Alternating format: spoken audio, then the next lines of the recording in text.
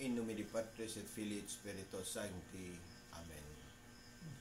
Magandang umaga sa ating lahat, saan man panig ng buong mundo. Mga nakikinig ngayon at nanunood,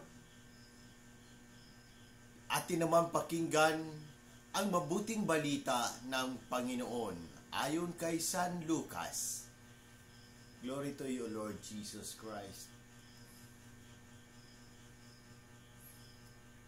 Noong panahong iyon, umalis si Jesus sa sinagoga at nagtungo sa bahay ni Simon. Mataas noon ang lagnat ng biyenan ni Simon, kaya't ipinamanhik nila kay Jesus na pagalingin siya. Tumayo si Jesus sa tabi ng higaan ng babae at iniutos na maalis ang lagnat, at nawala nga ito. Noon di tumindig ang may sakit at naglingkod sa kanila. Paglubog ng araw, ang lahat ng may sakit, anuman ang karamdaman, ay dinala sa kanila mga kaibigan kay Jesus. Ipinatong niya ang kanyang mga kamay sa bawat isa sa kanila at pinagaling sila. Nagsilabas sa marami ang mga demonyo. Sabay sigaw, "Ikaw ang anak ng Diyos!" Ngunit sinaway sila ni Jesus at hindi pinahintulutang magsalita, sapagkat nakikilala nila na siya ang Mesiyas.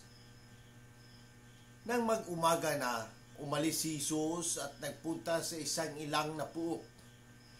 Hinanap siya ng mga tao at nang matagpuan, ay pinakausapang huwag munang umalis. Subalit sinabi niya, dapat ko ring ipangaral sa ibang bayan ang mabuting balita tungkol sa paghahari ng Diyos. Sapagkat iyan ang layunin ng pagkasugo sa akin. At nangaral siya sa mga sinagoga sa Judea. Ang mabuting balita ng Panginoon. Praise to you, Lord Jesus Christ. Pagnilayan natin bilang Romano Katoliko sa mabuting balita at sa unang pagbasa sa 1 Korinto. Sa Ebanghelyo ngayon, nakikita natin ang kagalingan at pagmamalasakit ni Jesus. Pumunta siya sa bahay ni Simon at nakita niya ang bihina nitong may mataas na lagnat. Ipinakita ni Jesus ang kanyang awa sa pamamagitan ng paglapit at pagpapagaling sa kanya.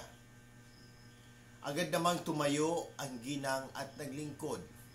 Ito ay isang magandang palaala na kapag pinagaling tayo ng Diyos, hindi lamang sa physical kundi pati na rin sa spiritual. Tayo ay tinatawag din upang maglingkod at ipamahagi ang kanyang pag-ibig sa iba. Makikita rin dito ang determinasyon ni Jesus na ipagpatuloy ang kanyang misyon kahit nagustuhin ng mga tao na manatili siya sa kanilang lugar. Alam niya na ang kanyang misyon ay hindi para sa isang bayan lamang, kundi para sa lahat ng tao. Iniatas niya sa atin ang hamon na ipalaganap din ang mabuting balita at ipamuhay ito sa ating araw-araw na buhay. At sa unang pagbasa sa sulat ni San Pablo sa mga taga-Korinto, pinapaalala niya sa atin na bilang mga Kristiyano, tayo ay tinatawag upang magkaisa sa pananampalataya. Ipinapakita ni Pablo na hindi na dapat tayo mag-away-away o magkampihan sa mga tao.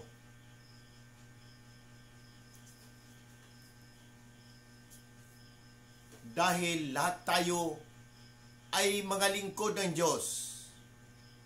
Ang Diyos ang pinagmumula ng lahat ng ating kakayahan at tagumpay.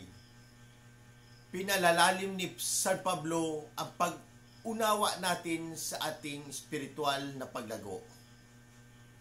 Sinusukat ito hindi sa ating kaalaman o mga gawa, kundi sa ating kakayahang magpakumbaba at tanggapin na tayo ay mga kasangkapan labang ng Diyos.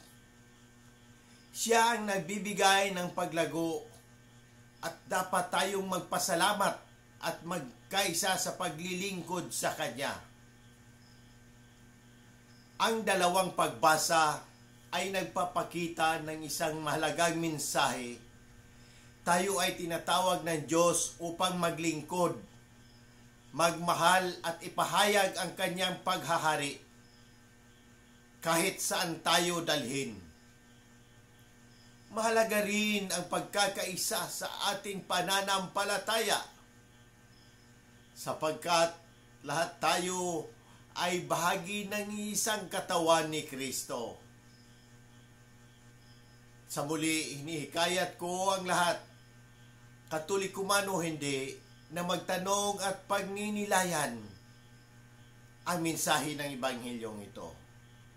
Kung may mga katanungan kayo tungkol sa pananampalataya, ang ating simbahan o sa anumang aspeto ng ating buhay, bukas ang aking puso na sagutin ang mga ito.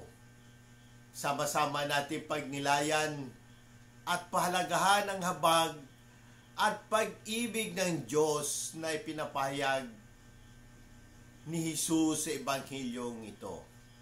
Sa pamamagitan ng ating mga gawain at salita, naway maging daluyan tayo ng habag at pagmamahal ng Diyos sa lahat ng tao. Amen. In nomine Patris et Filii et Spiritus Sancti. Amen. God bless.